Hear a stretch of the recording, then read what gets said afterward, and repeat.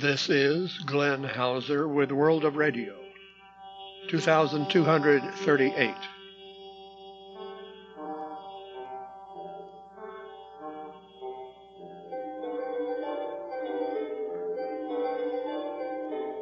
World of Radio is a listener-supported public service program about communications around the world.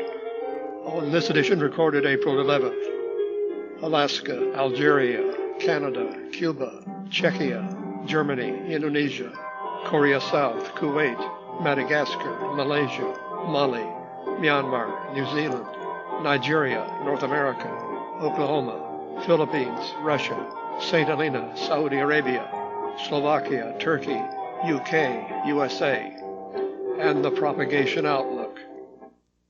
Standard disclaimer. Last week we gave the English schedule for KNLS in Alaska. But on April 9th, Matt Francis in New South Wales says, Anchor Point has one of its transmitters off the air. It affects the A24 schedule for KNLS number 1, such as English at 10 UT on 9580. The number 2 is running the schedule, however, including English at 08 on 9695.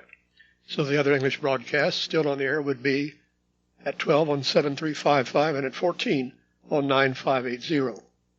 And Brian Basham at World Christian Broadcasting said they hope to have the transmitter number 1 back on air in early May after a replacement part comes in. Via communication of the British DX Club, Tony Rogers reported on the 1st of March, Algeria, it would appear that Ifriqiya FM is now heard 24/7 with its own programming. Subject to confirmation, the 5-hour period between 18 and 23 UT that had previously been filled with a relay of Radio Algerien's Radio Quran service seems to have been replaced with Ifriqiya FM produced content instead. About flight weather from Trenton Military in Ontario, I tune across their frequencies at random times, 15034 USB in the daytime, 6754 at night, and I never hear any reports actually being received. It's always no report received, but I haven't listened to an entire span, so I wonder if it's completely unfunctional again. No, not quite. Tony Pavick in Hope, BC says they were off frequency, 6734.3 USB instead of 6754, April 11th at 0418. And they did have some reports from Shannon, Juneau, and Reykjavik, but no terminal forecasts had been received. And then they were back on 6754 by 0425. Cuba and non, I refer you to the CBS 60 Minutes program of March 31st, which had a segment titled Targeting Americans. It was about the so-called Havana Syndrome, a weapon, and it's still not clear whether it's microwave, RF energy, or ultrasound, which has pained American officials, first in Havana but elsewhere, including inside the USA. Now, it seems there is some evidence that Russia is behind it. You should be able to play it from the website of cbsnews.com. From Jakub Fabu of Medium Wave Info, via the British DX Club about Czechia, medium wave masts have been demolished. The Ostrava Svinov medium wave transmitter mast on the 28th of February. It used to broadcast on 639 kilohertz, 1071 and 1233, all from the same mast. Radio Ditkovka had stopped broadcasting on the 20th of February 2021, and the Prahas Vasilov transmitter masts were demolished on the 6th of March 2024. He doesn't know what happened to the Tesla transmitters. Texas Radio Shortwave is testing on Channel 292 Germany the middle weekend in April. There are 3 programs, April 13th and 14th, to help TRSW gauge propagation and listener numbers. And note these times are not the same as we mentioned last week. Saturday, April 13th at 09 UT on 6070. Saturday at 21 on 3955, but this one is tentative. And Sunday, April 14th at 10 UT on 9670. The 1-hour programs feature 23 variations of TRSW's signature tune, The Yellow Rose of Texas. I remember hearing one of those broadcasts before, and you might think it would be a bit overdone, but I really enjoyed it. He says detailed reception reports should be addressed to Texas Radio Shortwave, all one word, at protonmail.com. More news about Channel 292, carrying American programs, from Bill Telford of Uncle Bill's Melting Pot, and from the Isle of Music. He had planned to be on Channel 292 twice a month with each program, but it's going to be only once a month, beginning April 13th, from the Isle of Music on the second Saturday at 9 UT on 9670 beamed eastward, and repeated at 19 UT on 6070. While Local Bill's Melting Pot will be on the third Saturday of each month at the same times and frequencies, except the April 20th UBMP will be simulcast on 3955 and 6070 at 19 UT. In communication of the British CS Club, a question we've also been wondering about: does anyone know about the purpose of this transmission and who is funding it? WRTH lists it under Germany with no contact details. We're referring to Music for Joy. It's on media broadcast with this 824 schedule on Tuesdays and Thursdays only, all via the Nowen transmitter site. At 13 UT to East Asia on 17670. At 18 to East Africa on 13730. And at 1830, note that overlaps for an hour, to Europe and Mideast on 11710. And at 20 to West Africa on 11615. And note that these are in DRM. With a name like that, I wonder if it's religious. Music for Joy. From Asilomar State Beach, California, Ron Howard's report this week about monitoring Indonesia's almost only shortwave station, RRR Nabiri, on 7289.93. It was heard on April 6, tuning in at 0803 through 0925, but it suddenly cut off at 0951.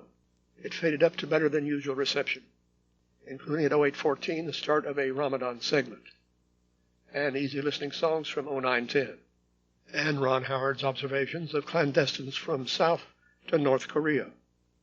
April 7th at 11:35, Voice of the People as follows on all these frequencies. Best on 3480, also 3910, 3930, 4450. Second best 4560, but Kodar interference, 6520 and 6600. And then April 7th at 11:30, Echo of Hope, or VOH, was on these frequencies: 3985, 4885, 5995, 6250. 6350 was second best, and 7720 was excellent. Voice of Freedom on 5920, April 7th at 11:40, was poor due to North Korea super jamming. National Unity Radio, broadcasting from Taiwan, was on new 7340 instead of 7235 at 12:15 until 12:50, April 7th, in Korean, with light-hearted, often laughing announcers chatting. No language lesson on Sunday. But on weekdays, they are around 12:30. Strong signal with light North Korean jamming underneath. And their website gives their new schedule starting March 31st. It's www.uni-media.net. It's called National Unification Broadcasting System, or UMG, at 7340, 200 kilowatts from 12 to 15 UT. Radio Kuwait used to have 2 3-hour English broadcasts, starting at 05 and at 18 UT, and still appear in some listings. However, we've checked for them and the current alleged frequencies and find nothing at all. However, much like India, by accident you might still hear some English from Radio Kuwait. Wolfgang Büssel has been monitoring this off frequency, 7249.857. There's a Persian broadcast at 08 UT, as heard Friday, April 5th, via remote units. Pro 6 tuning in a bit earlier. At 0745, he heard them on the air in English, 7249.957. It seems this frequency had been reactivated as of April 1st. I guess this means that English on the program feed may be there from 05 UT, but no shortwave frequencies are on the air before 0745, when they switch 7249.957 on early before the Persian broadcast at 08. Illustration Germany replies, they do not provide a web stream of this program feed. It is also not on satellite either, whatever the motives for this omission may be. These shortwave transmitters are almost 30 years old, delivered by what was back then the rather short-lived Tomcast. Years ago, the facility had already to be restored to working condition after a complete breakdown, so I would not be surprised if they are down to a single working transmitter again. By the way, you may notice I pronounce it short-lived rather than lived. I think that should be correct because lived here in this sense derives from the word life with a long I. Via Alokesh Gupta, the 824 schedule of English from Madagascar World Voice, the sibling station to KNLS Alaska. Number 2 transmitter at 04 on 11825 for Central Africa. Number 3 at 02 on 13760 for India, and again the next hour at 03. At 18, 13670 for Central Africa North, and 11965 at 20 UT for Central Africa. Now the broadcasts to India are actually the same as KNLS, while the ones to Africa are called African Pathways Radio, and they often carry on quite well into North America. It seems that Malaysia is down to one shortwave broadcast transmitter still on the air, 11665, with YFM, WAI. Chris Krug, KC5IIE in Tulsa, was hearing it April 8th at 11 UT with poor copy. He was able, however, for Shazam to identify some music through 1147. And also reported by Zacharias Lyangas in Greece, who has a special interest in Malaysia. He says on April 7th it seemed to start transmission sometime between 2205 and 2210 UT. Programming seemed to be Roman Catholic. Reception good also in Southwest Australia. Just about every night, sometime before or after 07 UT, I continued to check 5995 for signs of ORTM in Mali. On April 4th, 5th, 6th, and 7th, no signal at all, and not even the noise blob which had been there previously. However, Terry Kruger in Florida replies, I believe Mali remains active, provisionally. The big roaring noise blob on 5995 was heard at 0728 on the 8th of April. At precisely 0800, it appeared on 9635, so clearly the same transmitter.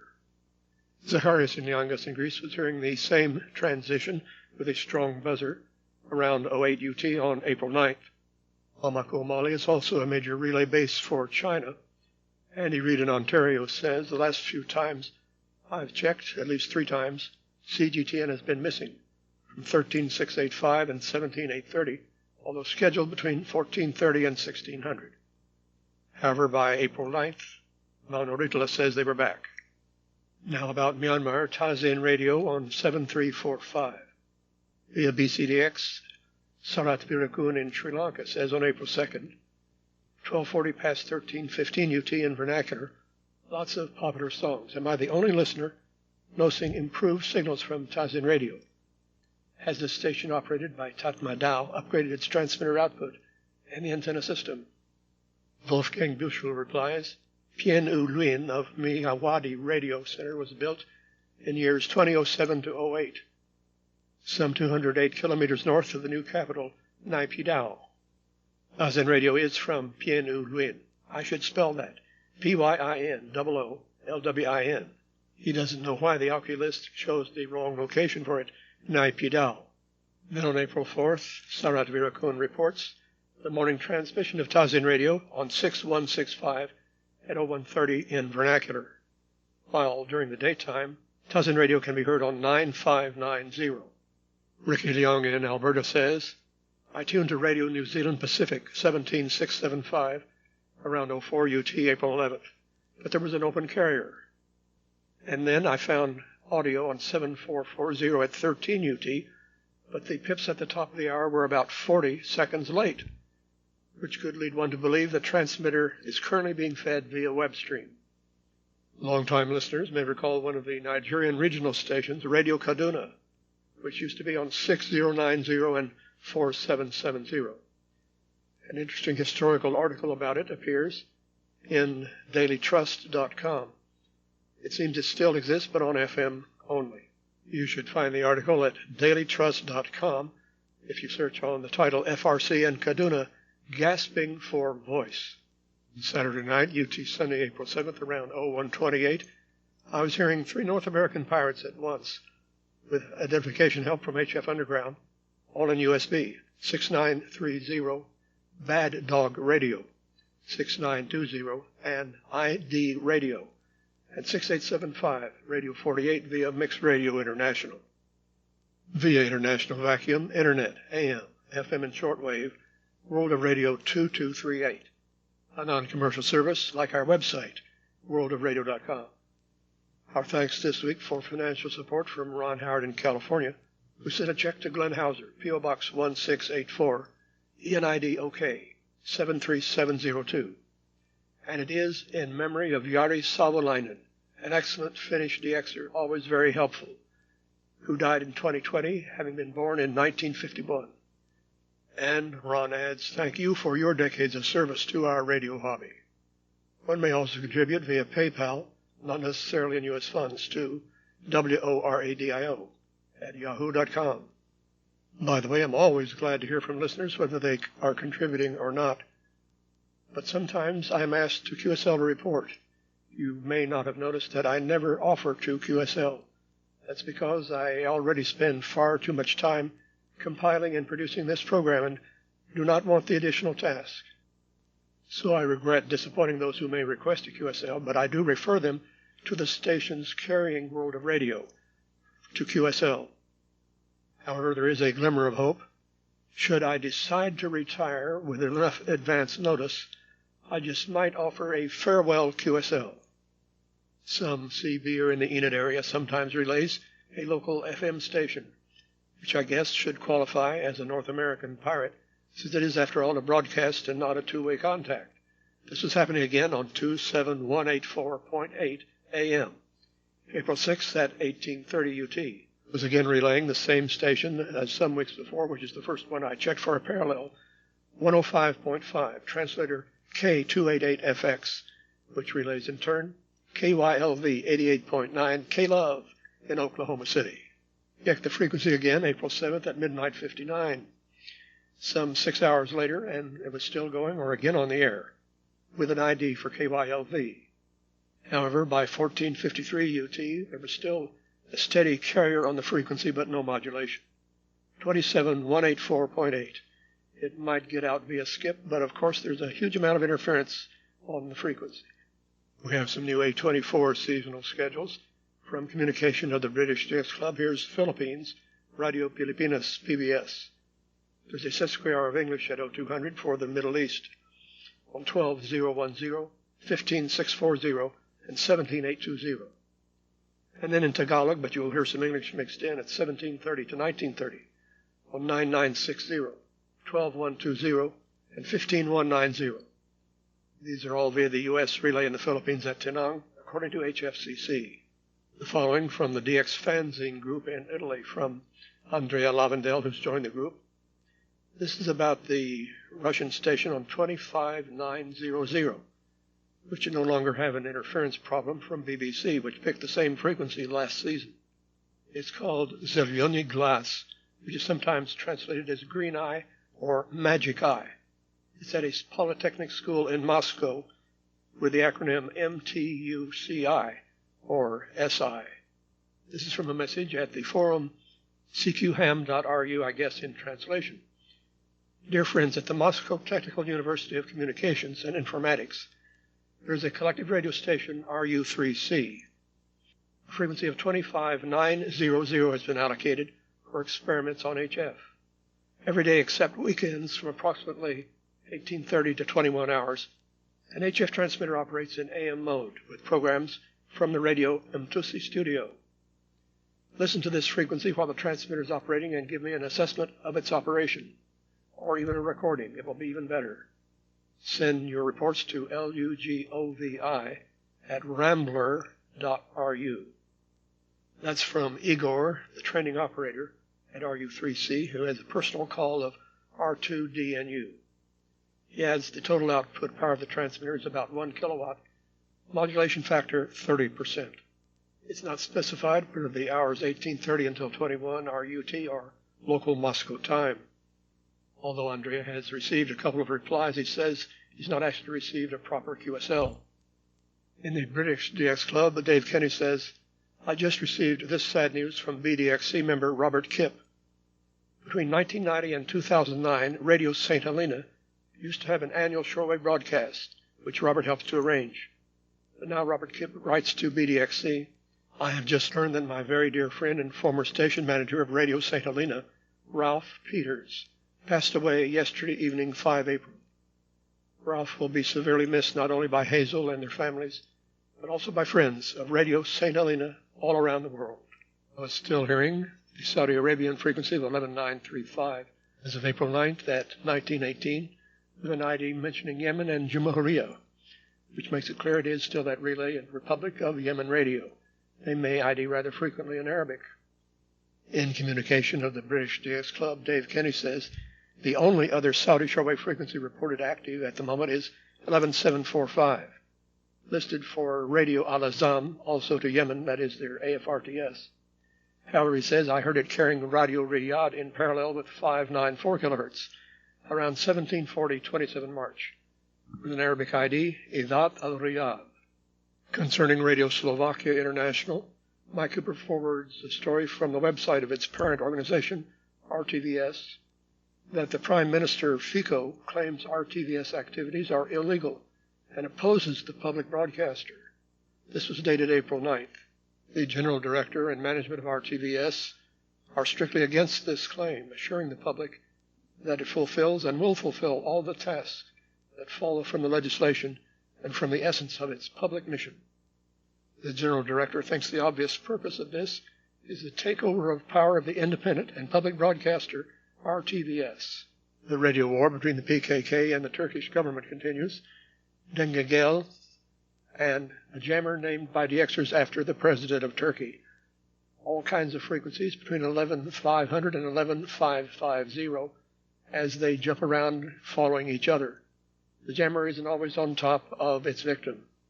Here are all the frequencies reported in communication of the British DX Club, most of these loggings from March, a few from February, mostly by Tomoaki Wagai in Japan, also Mark Haddam and Tony Rogers in the UK. 11,510, 11,515, 11,520, 11,530, 11,535, 11,540, and 11,545. Most of them are slightly off frequency to the plus side, like 10 or 50 hertz. More specifically, a log on April 11th by Wolfgang Büchel in Germany at 0554. Dengegel, the PKK station, was 5 hertz below 11,530. Jammer was 9 hertz above 11,520. Shortwave from BBC World Service keeps shrinking. The schedule is now so small I can almost read it all out, but I'll start this week with the target Africa, much of it audible in North America more or less. The following are daily at 04 to 05, 12095 Madagascar, 5 to 6, 9410 Ascension, 15490 Wolverton, 21560 UAE, 06 to 07, 9410 Ascension, and 9915 Ascension. I've been hearing those two. Then the following are Monday through Friday only, 15 to 17, 12095 Oman, and the rest are Ascension, 17 to 18, 17780 and 17830, 17 to 19, 15400 and 17830. Via Mike Barraclough, this about BBC World Service funding. From a Royal Television Society speech on 26 March, A BBC for the Future, by Tim Davie, the BBC Director General. Quote, one area we will discuss with the government is the World Service. It is uniquely valuable and globally important. However, we cannot keep asking UK license fee payers to invest in it when we face cuts to UK services. We will need to discuss a long-term funding solution for the World Service that comes from central government budgets. Even in the short term, we will need more help. Russia and China are investing hard and not properly funding one of the UK's most valuable soft power assets makes no sense economically or culturally. John Figliozzi in Florida says, apparently the Botswana relay of VOA has lost its satellite feed. April 10th at 1915, transmitting a repeated instrumental music piece lasting most of the half hour. It seems nobody minding the store. Remember when precision and excellence were the hallmark of radio broadcasting? Gone everywhere. Jerry Linneman in Mako replies, I noticed dead air on a Radio 4DA relay from Lambertheim, April 9th at 1445. At least 2 of the WWCR transmitters broadcast an annoying squeal. For example, on April 9th at 1542, I was hearing it on number 2, 12160, and on number 4, 9980. Our correspondents provide explanations. From Lou, KF4 RCA in Atlanta. Probably an easy fix, a bad capacitor in the exciter.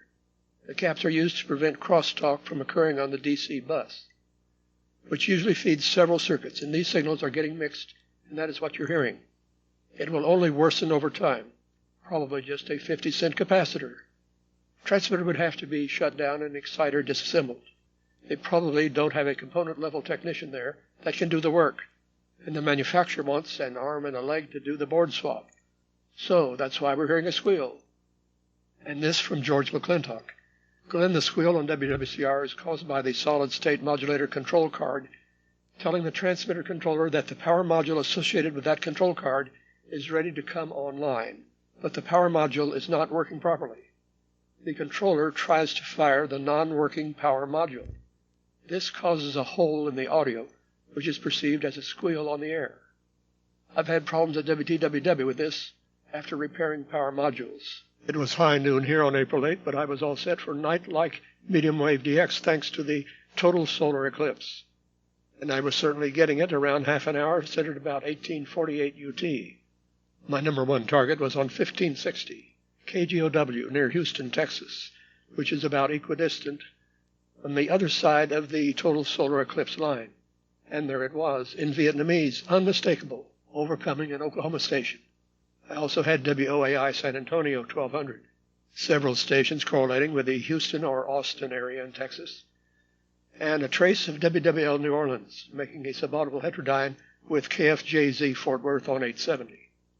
Past totality in southeast Oklahoma, after 19 UT, I was getting WLAC 1510 in Nashville and WCKY 1530 Cincinnati.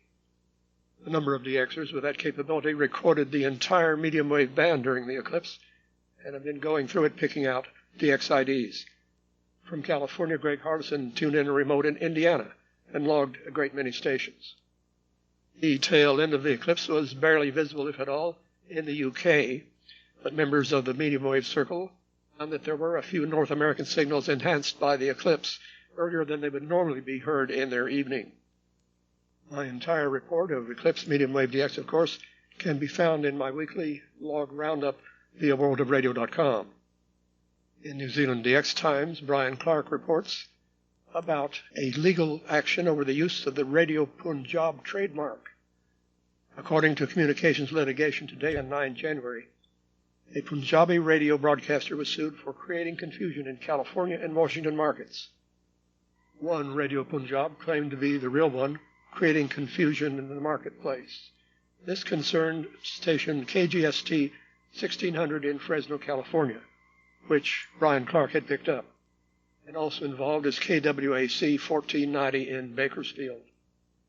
Bill Toford refers us to an article titled, "The First U.S. Highway Segment to Charge EVs While Driving." It's in MirageNews.com. He says, "My first thoughts in reading this, oh great, even more radio frequency interference, this time on a massive scale. Electrified roads." The propagation outlook from the Space Weather Prediction Center, SWPC, as of April 8th.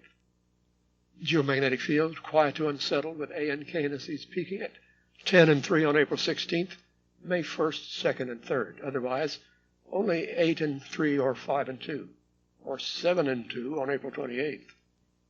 10.7 centimeter radial flux fluctuating around 140, as low as 125 on April 21st, and 120 on April 30th, and peaking at 150 on April 22nd and 23rd.